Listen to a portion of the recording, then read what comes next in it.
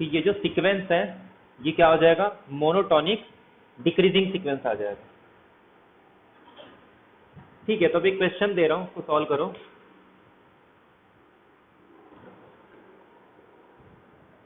कि अगर मैं एक सीक्वेंस को डिफाइन कर रहा हूं an plus 1 is equal to 1/2 an plus 9/an where n is greater than 1 और an is greater than 0,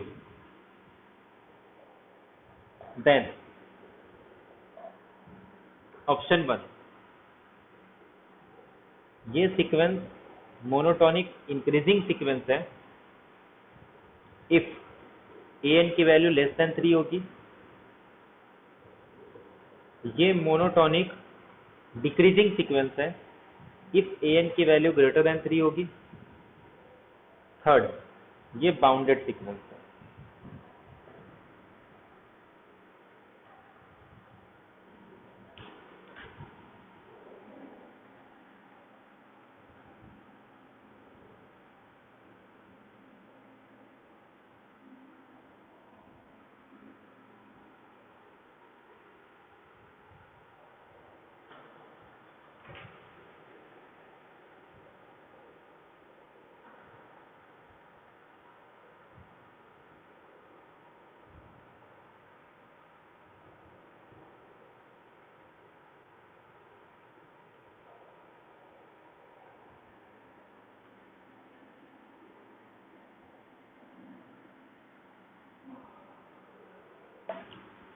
इसका आंसर बताओ।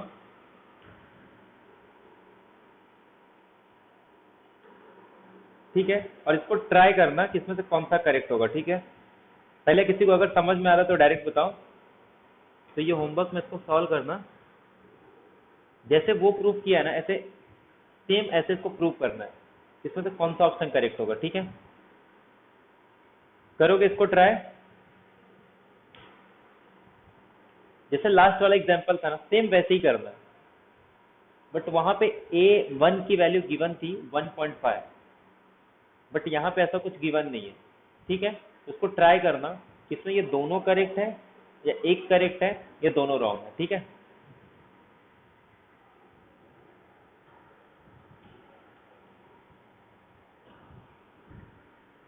अब थोड़ा ऑब्जर्वेशन करो।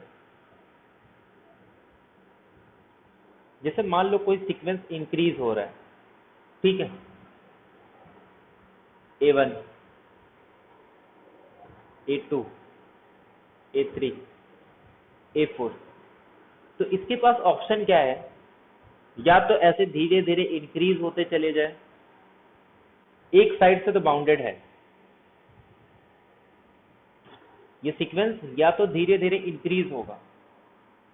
अगर ये सीक्वेंस इंक्रीज हो रहा है तो ये कैसा सीक्वेंस हो जाएगा, अनबाउंडेड। ठीक है, लेकिन अगर ये सीक्वेंस सपोज डिक्रीज होता है तो ये डिक्रीज होगा, कब डिक्रीज होगा ये, अरे सॉरी क्या बोल रहा हूँ, ये सीक्वेंस सॉरी ये अनबाउंडेड है, इसका मतलब ये वैल्यू हर पॉइंट के बाद क्या हो रहा है, ये इंक्रीज होते चले जा रहा है। लेकिन अगर ये सीक्वेंस बाउंडेड है, इसका मतलब क्या हो रहा है, क्या पता चल रहा है, ये सीक्वेंस बाउंडेड कब हो सकता है, कोई भी इंक्रीजिंग सीक्वेंस अगर बाउंडेड हो रहा है इसका मतलब क्या है।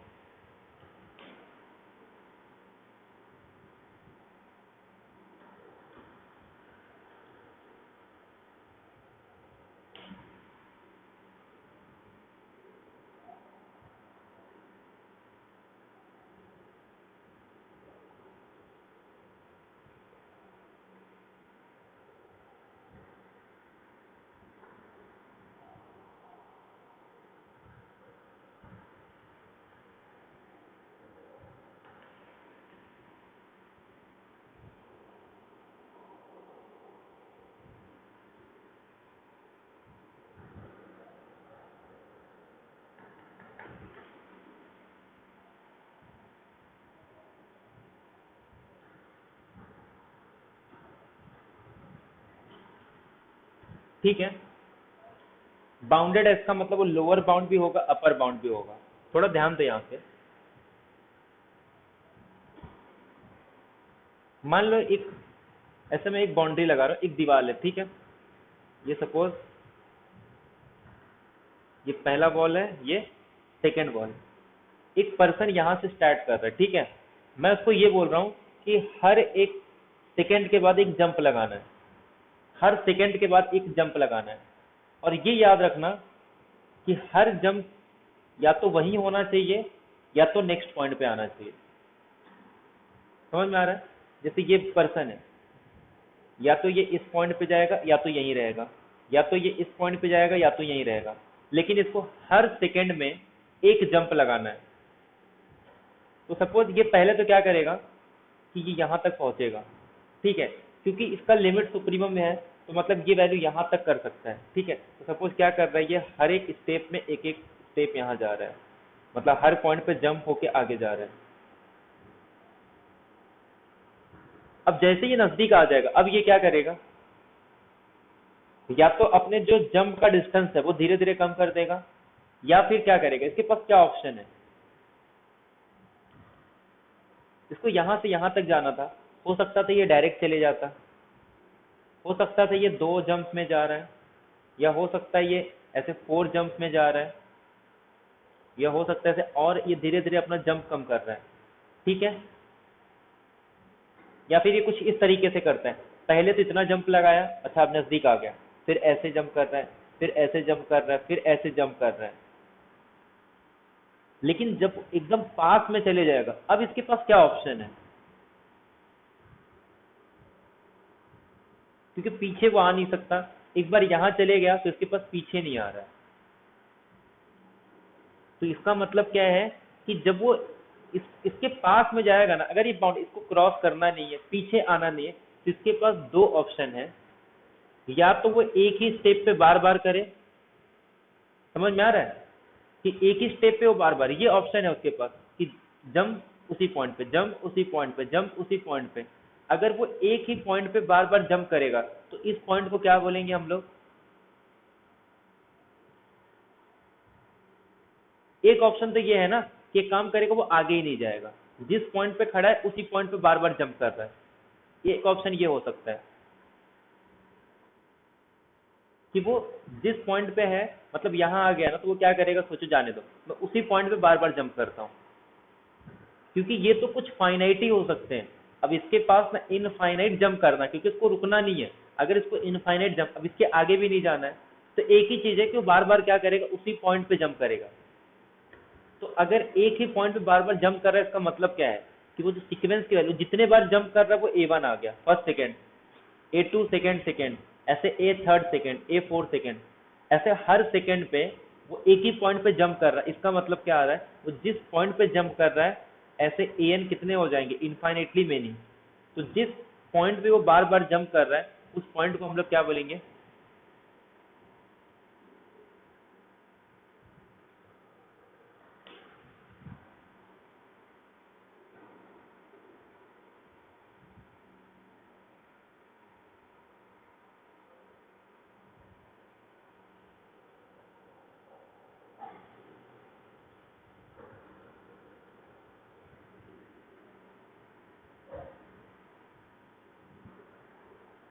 लिमिट पॉइंट, ठीक है।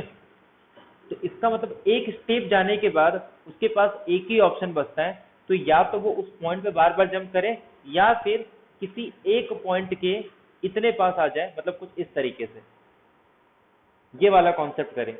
मतलब उसके पास तो नहीं जाएगा, लेकिन एक स्टेज के पास जब उस पॉइंट पे खड़े होके मैं नेबरहुड ड्रॉ करूंगा, तो इसमें उसके जंप कितने आएंगे, इनफाइनाइट आएंगे।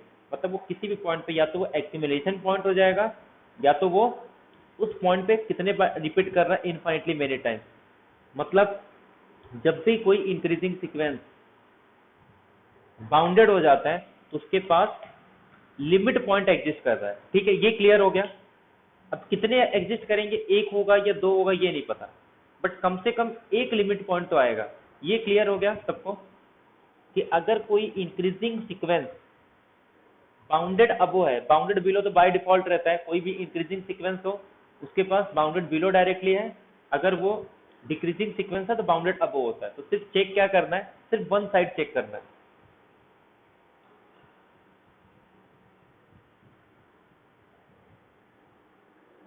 अब नेक्स्ट क्वेश्चन मेरा ये है, क्या कोई इंक्रीजिंग सीक्वेंस 2 पॉइंट पे इनफाइनाइट जंप कर सकता है? अगर कोई 2 बाउंडेड सीक्वेंस है, मान लो ये फर्स्ट पॉइंट है, ये सेकेंड पॉइंट है, क्या कोई इंक्रीजिंग सीक्वेंस इसी पॉइंट पे इनफाइनाइट टाइम जंप कर सकता है किसी 2 पॉइंट पे? या फिर ये बोलो, या फिर इस क्वेश्चन का आंसर दे दो, a monotone sequence is convergent, sorry, a monotone sequence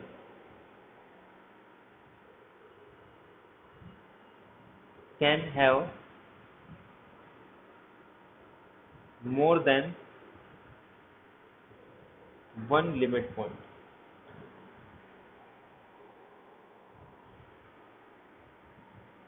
Yes या नो, या फिर ट्रू या फॉल्स?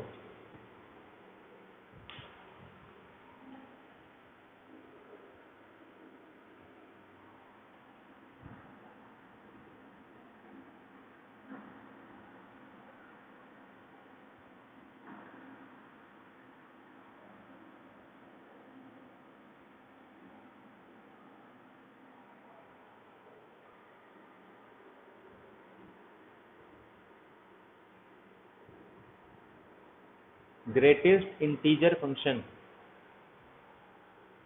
हाँ, क्या ग्रेटेस्ट इंटीजर फंक्शन?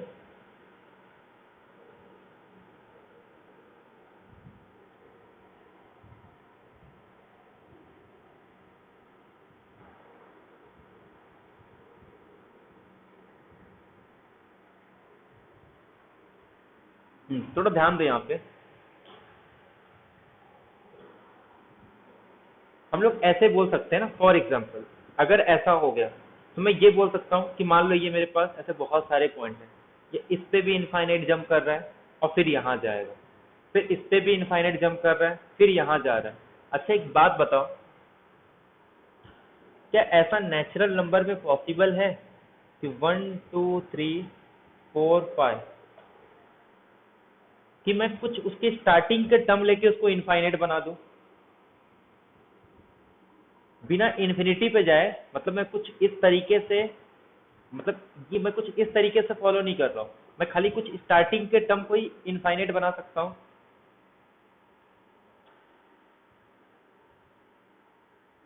तो अगर ऐसा हुआ तो वो किस टाइप का सीक्वेंस रहेगा? सुनो, कुछ इस टाइप से हम लोग बोल सकते हैं,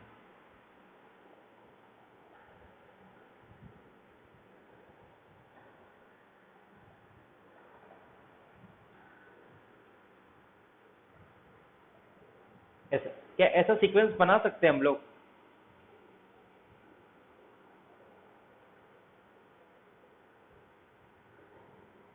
क्या ये सीक्वेंस है? पहले बताइए, ऐसा सीक्वेंस बन सकता है?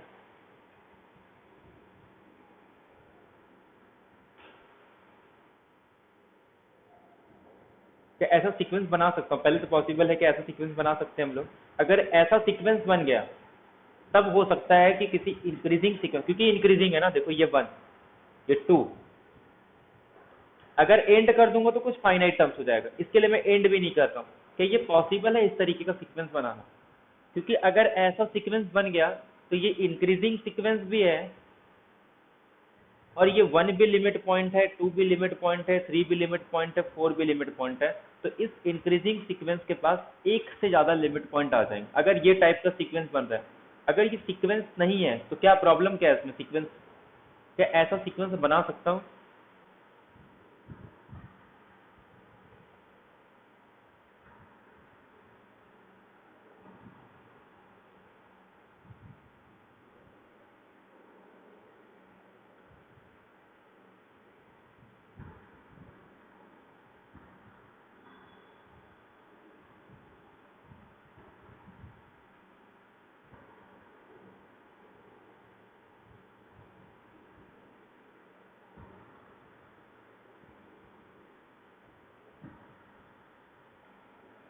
क्या इस टाइप का सीक्वेंस बना सकता हूँ मैं?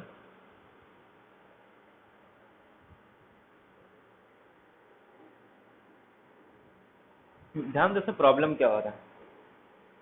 सीक्वेंस, जब हम लोग सीक्वेंस लिखते हैं ना, इसका कोई लास्ट एंड नहीं होता, बट इसके हर एक सीक्वेंस को मैं एक नंबरिंग दे सकता हूँ। ठीक है, अब अगर मुझे इसको नंबरिंग देना है तो मैं इसको कौन सा नंबर दूंगा?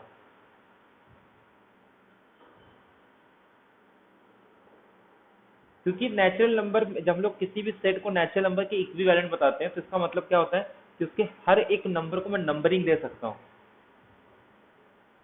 बट अगर, और सीक्वेंस में ऐसा भी नहीं होता कि मैं एक ऐसे ले लूं जैसे इरेशनल को काउंटेबल प्रूव करते हैं, ये मेरा फर्स्ट, ये सेकेंड, ये थर्ड, ये फोर्थ। अगर फॉर एग्जाम्पल मैं इस तरीके से नंबर दे रहा हूँ 1 2, तो ये इंक्रीजिंग नहीं होगा। देखो दो चीज हो सकती है, या तो मैं इसको नंबरिंग दे सकता हूँ या तो मैं नंबरिंग नहीं दे सकता। अगर नंबरिंग नहीं दे पा रहा हूँ तो सीक्वेंस ही नहीं है। अगर मैं इसको नंबरिंग दे पा रहा हूँ इसका मतलब ये इंक्रीजिंग सीक्वेंस नहीं है। ये वही हो गया जब हम लोग वन वन और फंक्शन में पढ़ते हैं कि जब हम लोग वन वन बनाने की कोशिश करते हैं तो प्रॉब्लम कहाँ हो जाता है कि वो फंक्शन ही नहीं होता। समझ में आ रहा है ये कहाँ? जब हम लोग वन वन फंक्शन बनाते हैं तो प्रॉब्लम क्या होता है, या तो उसको डिफरेंट करो।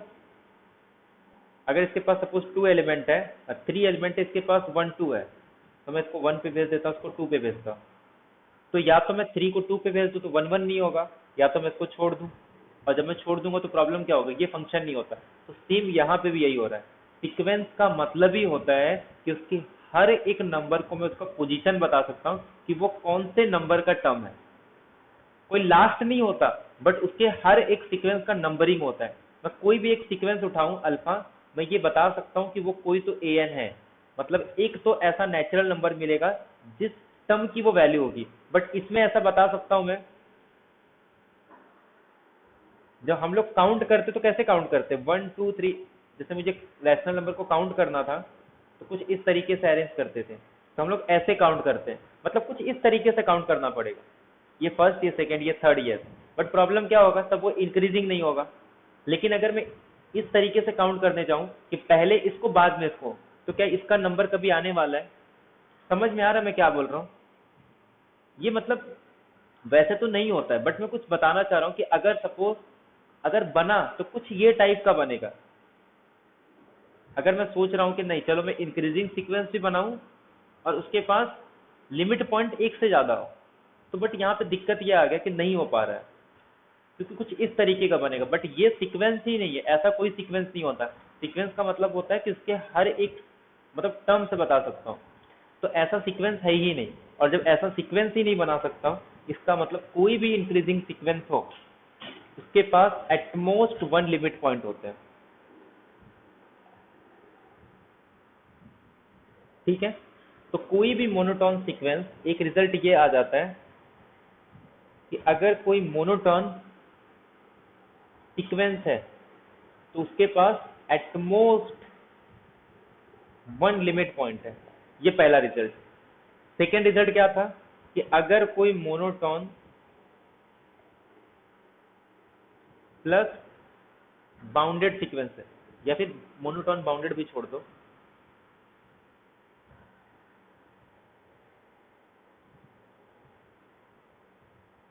इसका स्टेटमेंट पता है, ये अच्छा बताया नहीं था ना स्टेट में। इसका स्टेटमेंट क्या होता है, बुल्जेनो-वायरस्टास थ्योरम। दो स्टेटमेंट है, एक तो सब सीक्वेंस में आएगा, बाद में डिस्कस करेंगे। बुल्जेनो-वायरस्टास का पहला स्टेटमेंट क्या है, सेट के अंदर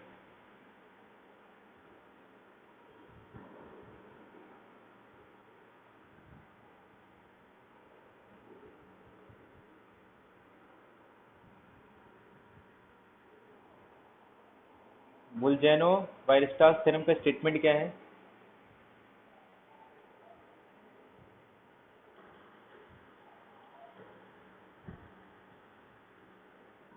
every bounded and infinite set has a limit point. Sequence में कितने टर्म्स होते हैं, इनफाइनाइट।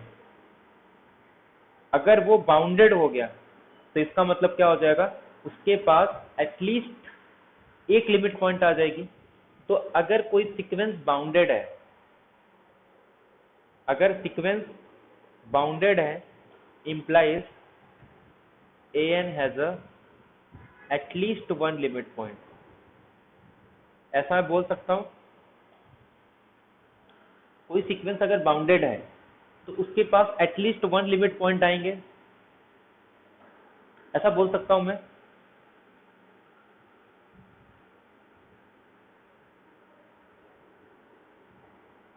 बोल सकता हूं कि नहीं ऐसे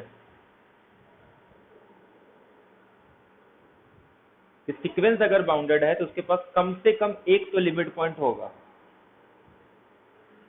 क्यों बोल सकते हैं? देखो, या तो रेंज सेट में फाइनाइट एलिमेंट होंगे या तो इनफाइनाइट लिमिट पॉइंट एलिमेंट होंगे। अगर इनफाइनाइट है प्लस बाउंडेड है तब तो डायरेक्ट क्या अप्लाई हो जाएगा, बोल्जेनो-वायरेस्टर थ्योरम। प्रॉब्लम कहाँ होता है? फाइनाइट। लेकिन फाइनाइट के लिए तो हम लोग ऑलरेडी देख चुके हैं ना कि कोई भी सेट फाइनाइट है ये तभी पॉसिबल है कि जब इसका कम से कम एक एलिमेंट इनफाइनाइट टाइम रिपीट हो रहा है। और जब कोई भी टर्म इनफाइनाइट टाइम रिपीट होता है सीक्वेंस के अंदर तो वो क्या हो जाता है? Limit point. मतलब इस केस में भी लिमिट पॉइंट है और इसमें डायरेक्ट अप्लाई हो रहा है बोल्जेनो-वायरेस्टर। ये डायरेक्ट बोल्जेनो-वायरेस्टर थ्योरम से आता है। और ये वाला जो दूसरा पॉइंट है ये सीक्वेंस के अंदर होता है कि अगर सीक्वेंस फाइनाइट मतलब रेंज सेट के अंदर अगर फाइनाइट नंबर ऑफ पॉइंट्स भी आ रहे हैं तो वो सारे पॉइंट क्या हो जाते हैं? उसके लिमिट पॉइंट आ जाते हैं। ठीक है, या फिर एक पॉइंट कम से कम मिल जाएगा जो इनफाइनाइट टाइम सीक्वेंस में क्या हो रहा है? रिपीट हो रहा है। ये क्लियर है सबको? तो एक रिजल्ट ये आ गया। अच्छा, अब इन दोनों को कंबाइन करके क्या बोल सकते हैं हम लोग?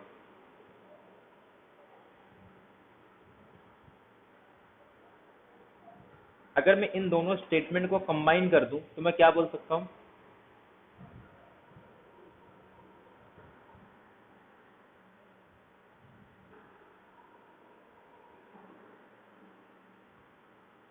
अगर ये दोनों स्टेटमेंट अगर कंबाइन हो जाए तो क्या अपने पास कोई एक नया रिजल्ट आ सकता है?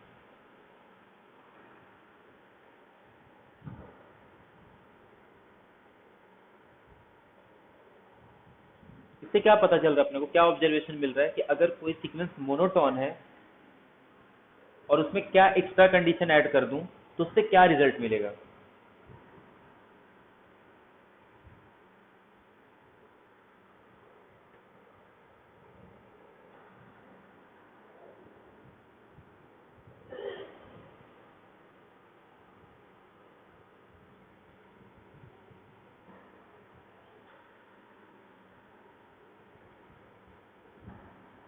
Monotonic plus bounded. बाउंडेड है, ये कह रहा है at least one limit point. Monotonic है, ये कह रहा है एटमोस्ट वन लिमिट पॉइंट। हो सकता है मोनोटॉनिक के पास एक भी लिमिट पॉइंट ना हो, अगर होगा तो मैक्सिमम कितना हो सकता है? बस या तो धीरे धीरे हो सकता है वो इंक्रीज ही करता हो। लेकिन अगर बाउंडेड हो गया तो किसी एक पॉइंट पे उसको बार बार एक्यूमुलेट होना पड़ता है। तो मतलब उसके पास एक से ज्यादा लिमिट पॉइंट तो हो नहीं सकते। लेकिन एक लिमिट पॉइंट कब होगा? जब वो बाउंडेड होगा। तो दोनों से अपने को क्या पता चलता है कि उसके पास लिमिट पॉइंट भी होगा और कितने लिमिट पॉइंट होंगे? यूनिक लिमिट पॉइंट है। बाउंडेड और यूनिक लिमिट पॉइंट, इससे क्या पता चलता है कि सीक्वेंस मेरा कन्वर्जेंट होगा। मोनोटॉनिक बाउंडेड इंप्लाई करता है यूनिक लिमिट पॉइंट, तो यूनिक और बाउंडेड क्या इंप्लाई करता है? कन्वर्जेंट। तो किसी भी मोनोटॉनिक सीक्वेंस को अगर कन्वर्जेंट बताना है तो सिर्फ हम लोग क्या प्रूव करेंगे कि वो सीक्वेंस बाउंडेड है। और बाउंडेड में भी क्या प्रूव करना है? सिर्फ एक साइड बाउंडेड प्रूव करना है।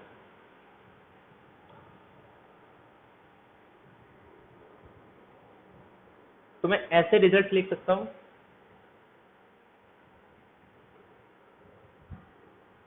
a monotonic increasing sequence is convergent if an is bounded above। ऐसे लिख सकता हूं मैं। या फिर एक मोनोटॉनिक डिक्रीजिंग सीक्वेंस कन्वर्जेंट होगा if an is bounded below. कि किसी भी मोनोटॉनिक कन्वर्जेंट सीक्वेंस मतलब किसी भी मोनोटॉनिक को हम लोग कन्वर्जेंट कब बोलेंगे? जब वो बाउंडेड अबव हो जाए। और मोनोटॉनिक डिक्रीजिंग सीक्वेंस कन्वर्जेंट कब होता है? If an is a bounded below. मतलब सिर्फ अपना काम क्या होता है, सीक्वेंस को बाउंडेड बिलो बता दो, किसी डिक्रीजिंग सीक्वेंस को वो कन्वर्जेंट हो जाता है, किसी मोनोटोनिक इंक्रीजिंग सीक्वेंस को बाउंडेड अबो बता दो, सीक्वेंस क्या हो जाएगा, कन्वर्जेंट हो जाएगा।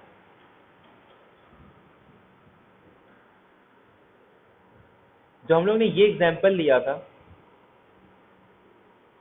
अब अगर कोई पूछे ये सीक्वेंस कन्वर्जेंट है या नहीं, ए एन की वैल्यू 1.5 है, ठीक है, क्या ये सीक्वेंस कन्वर्जेंट है?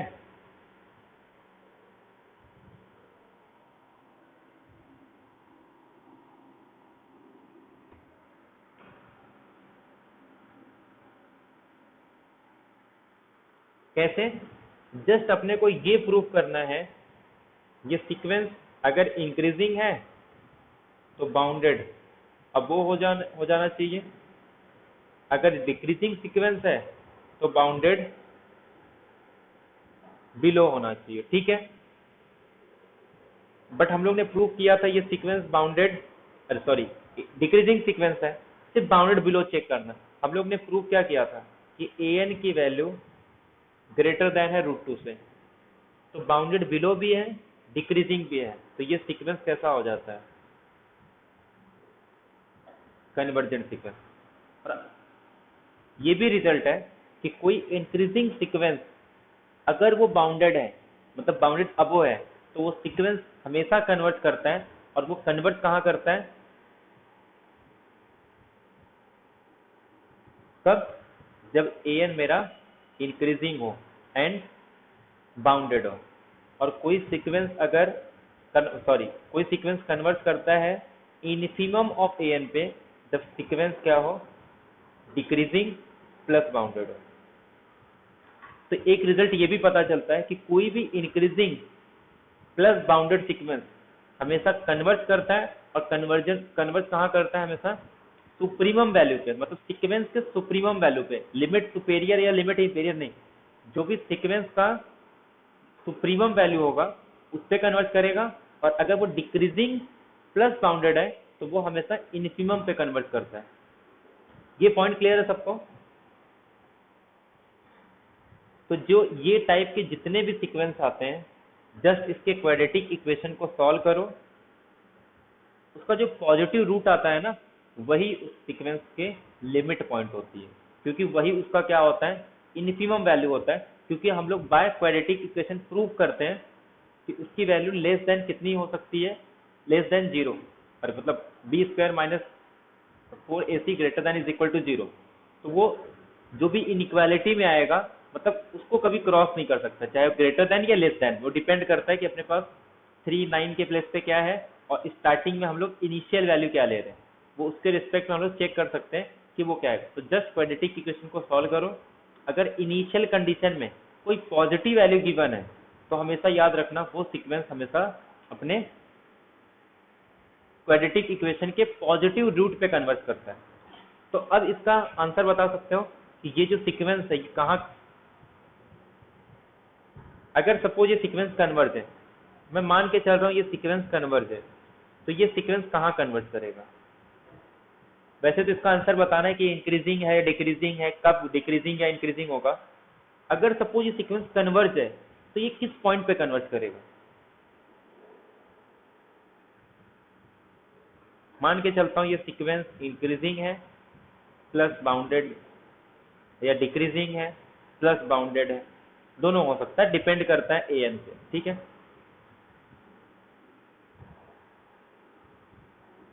तो अगर सपोज है तो ये सीक्वेंस कन्वर्ज किस पॉइंट पे करेगा? क्योंकि कन्वर्ज तो पता चल गया, अगर कन्वर्ज है तो किस पॉइंट पे कन्वर्ज करेगा। और ये भी याद रखो कि अगर कोई सीक्वेंस किसी एल पे कन्वर्ज कर रहा है तो इसमें ए एन प्लस के भी ऐड कर दो, वो भी एल पे कन्वर्ज करता है। इसका यूज करके इसको सॉल्व करो, क्वाड्रेटिक इक्वेशन जो भी पॉजिटिव रूट आएगा उस पर ये कन्वर्ट करता है। क्या आएगा इसको सॉल्व करेंगे तो?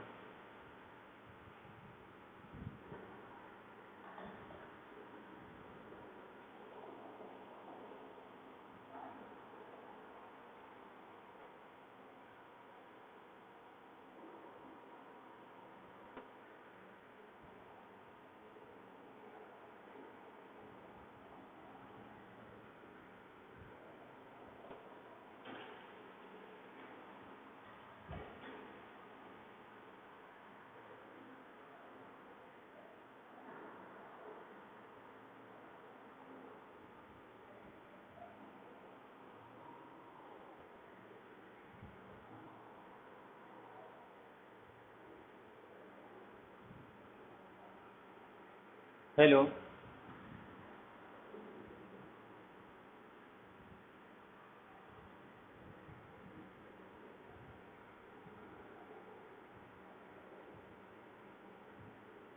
-3 तो मतलब पॉजिटिव रूट क्या आएगा इसका, 3 होगा। वो डिपेंड करता है इसके इनिशियल कंडीशन पे, वैसे पॉजिटिव रूट ही आता है अगर मैं इसको an को ग्रेटर देन 3 ले, ठीक है। तो ये इसका रूट जो आ रहा है इसको सॉल्व करेंगे, तो अगर मैं इसको l दे दूं तो 1/2 l प्लस 9/l, तो 2l स्क्वायर प्लस 9, तो l square minus 2l square plus 9 is equal to 0। इसको सॉल्व करोगे तो इसका आंसर आ जाएगा, ठीक है।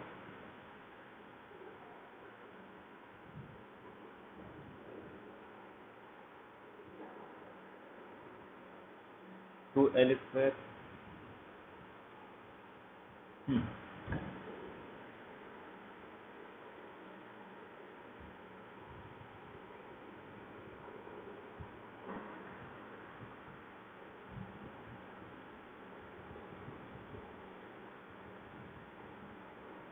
- 3 आ रहा है पक्का।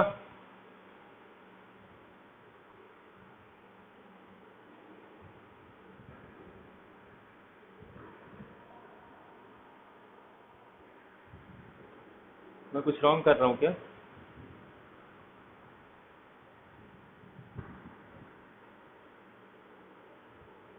l 2l square l square,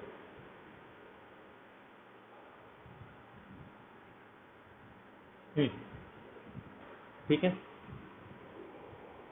तो l की वैल्यू क्या आ जाएगी, +-3।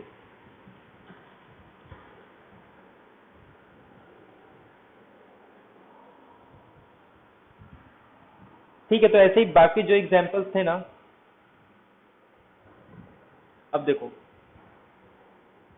वैसे जितने इंपॉर्टेंट एग्जांपल्स रहते हैं ना वही मेन रहते हैं, बाकी तो सबका लिमिट निकल जाता है। जिसका लिमिट नहीं निकलता है उसी का हम लोग क्या चेक करते हैं कि वो बाउंडेड है, इंक्रीजिंग है, डिक्रीजिंग है। बट जितने भी सीक्वेंस है ना, सबसे पहला स्टेप क्या करो, उसको प्लॉट करके चेक करो कि ऑब्जर्वेशन से पता चल रहा है कि नहीं कि वो इंक्रीजिंग है या डिक्रीजिंग है। उसका लिमिट पॉइंट फाइंड आउट करो। अगर उससे नहीं पता चल रहा है तो उसको चेक करो कि वो इंक्रीजिंग है या डिक्रीजिंग है। उसकी इनइक्वालिटी से ये प्रूव करो वो बाउंडेड है या नहीं। तो अब अपने को क्या पता चल गया कि कोई भी सीक्वेंस मिलेगा उसका रेंज सेट फाइंड आउट करो, उसका लिमिट पॉइंट फाइंड आउट करो। हर सीक्वेंस का लिमिट पॉइंट नहीं फाइंड आउट कर सकते। अगर यूनिक लिमिट पॉइंट है तो उसी को क्या बोलेंगे, लिमिट बोलते हैं। मतलब दोनों को फाइंड करने का सेम टेक्निक है।